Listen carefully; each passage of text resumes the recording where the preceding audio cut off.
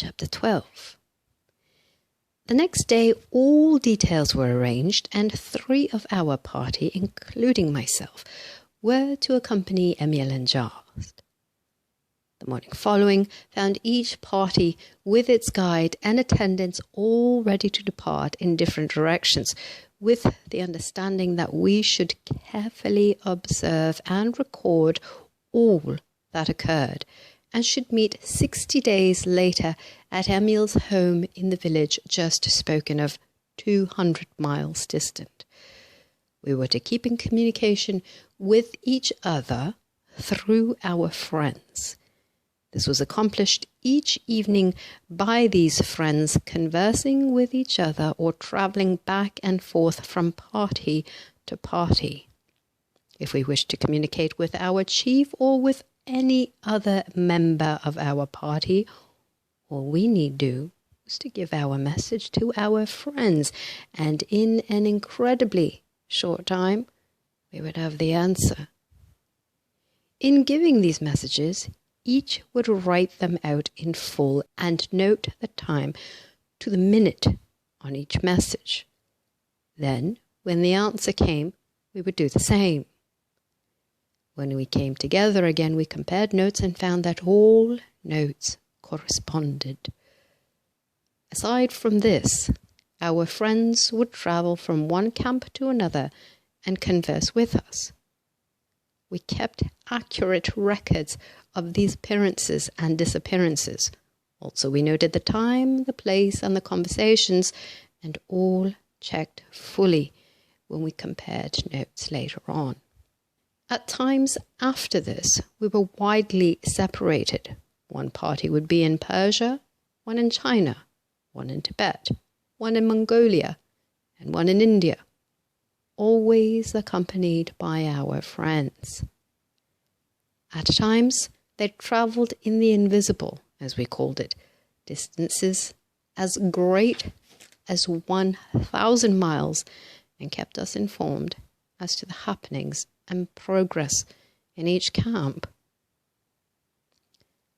The destination of the party to which I was assigned proved to be a small village to the southwest, located on an elevated plateau well up in the foothills of the Himalayas and about 80 miles from our starting point. We did not take any provisions for the trip, but we were amply provided for at all times and had comfortable quarters. We arrived at our destination early in the afternoon of the 5th day, were greeted by a delegation of villagers and shown to comfortable quarters. We noted that the villagers treated Emil and Jost with the utmost reverence. We were told that Emil had never visited the village, but that Jost had been there before. The occasion of his first visit was in response to a call for help to rescue 3 villagers from the fierce snowmen that inhabit some of the wildest parts of the Himalayas. This present visit was in response to a similar call, and also to minister to the sick who could not leave the village. These so-called snowmen were outcasts and renegades who have lived in the snow and ice regions of the mountains until they have developed a tribe that is able to live in the mountain fastnesses without contact with any form of civilization. Though not numerous, they are very fierce and warlike, and at times capture and torture those who are unfortunate enough to fall into their hands. It proved that 4 of the villagers had been captured by these wild snowmen.